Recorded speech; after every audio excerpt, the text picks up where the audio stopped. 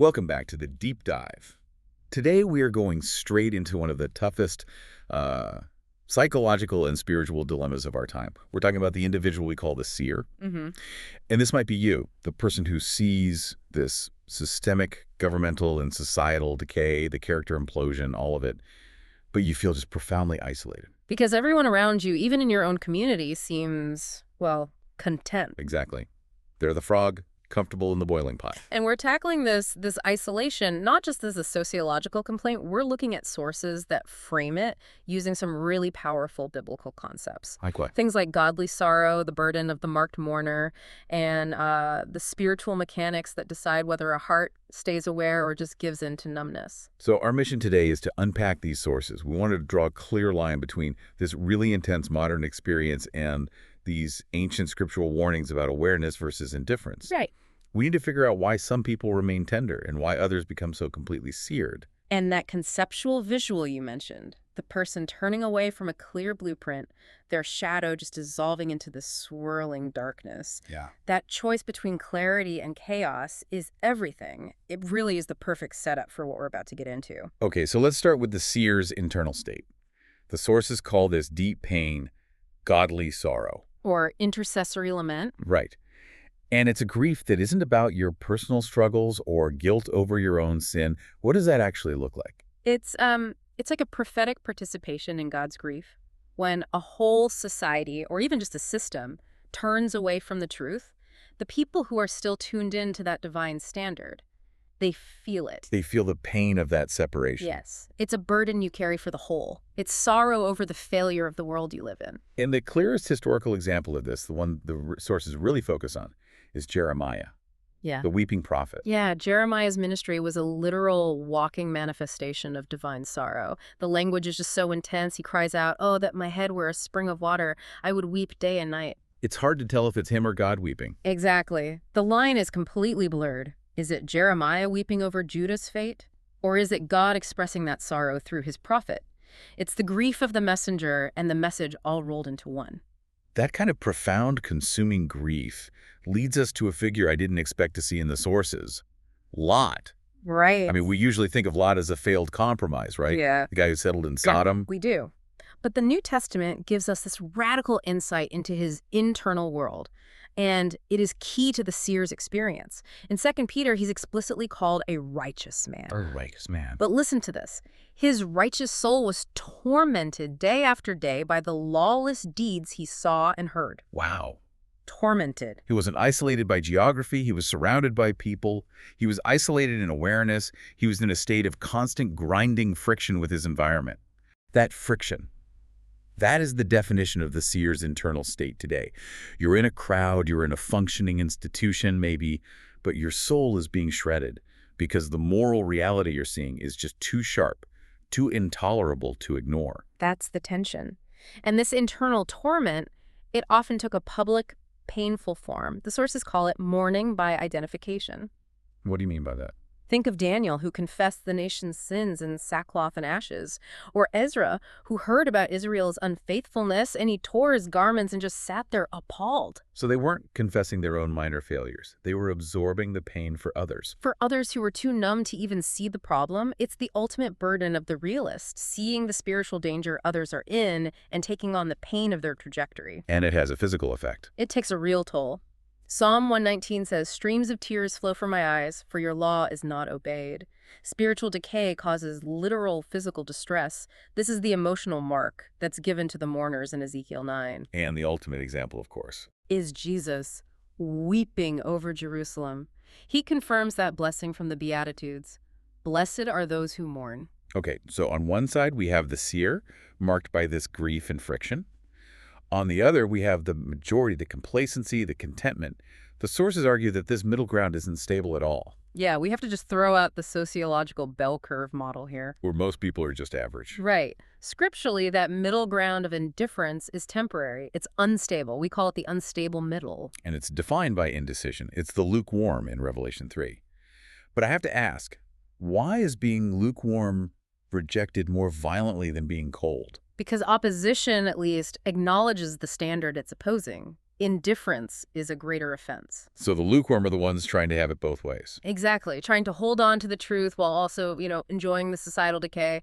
They are the dipsychos, the double-minded person from the book of James. It's a fractured, useless identity. The person who won't commit. It's like Elijah demanding, how long will you waver between two opinions? And the people were silent. Chilling, isn't it? Their comfortable ambiguity was already set. And that's the condition that allows the whole numbing process to begin. So what's the mechanism? The seared conscience from 1 Timothy. The seer stays sensitive, but the majority. They allow their hearts to be seared as with a hot iron. Practically speaking, what does that look like? Think about it. A corporation or a politician does something unethical. The first time, there's a sting of conscience. If you ignore that sting and then ignore it again and again, you eventually lose the ability to feel it at all. The conscience is cauterized. And we see that everywhere now. The endless scandals, the government overreaches, the ethical compromises that used to be shocking, but now they barely even make a headline. It's like we're watching a collective seared conscience in real time. And that leads to a really dangerous aesthetic shift. What should cause grief starts to provide a little hit of dopamine instead. The sources say the deceived population had pleasure in unrighteousness. Their spiritual taste buds get corrupted.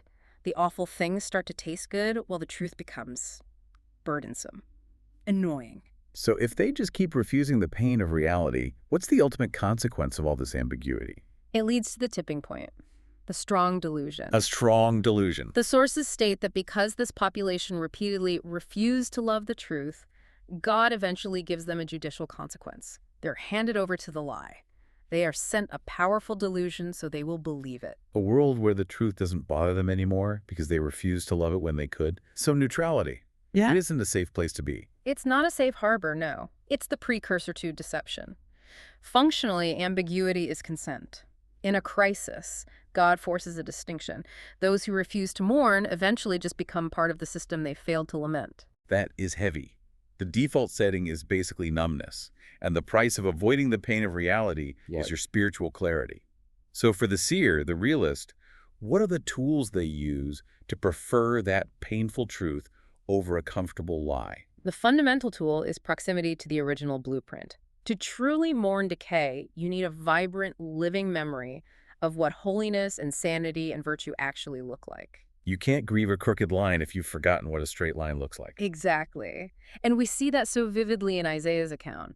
Before he could lament his people's unclean lips, what did he see? He saw the Lord, high and exalted. The vision of perfection has to come before the lamentation of impurity. If you turn from that blueprint, you lose your standard. And so that's how they judge a world where everything is leaning.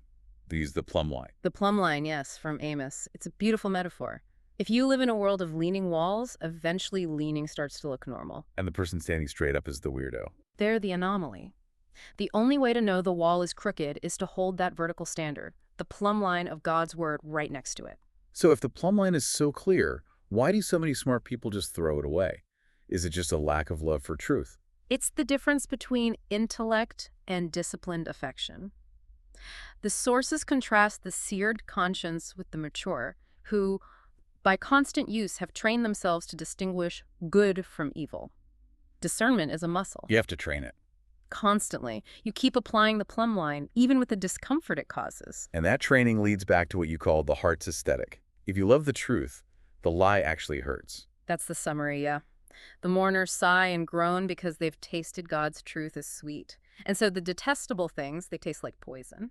That intense love is what fuels the hatred for the wrong path. So the seer is equipped to see the decay, but it comes at this crushing cost of profound isolation. This is the reality gap being othered for seeing clearly in a culture that's devoted to distraction. And the sources draw this powerful bridge between the secular world and the religious community. How so? They share the exact same conflict, a refusal to break the established contract of comfort, which leads us right to that Mark Ruffalo anecdote.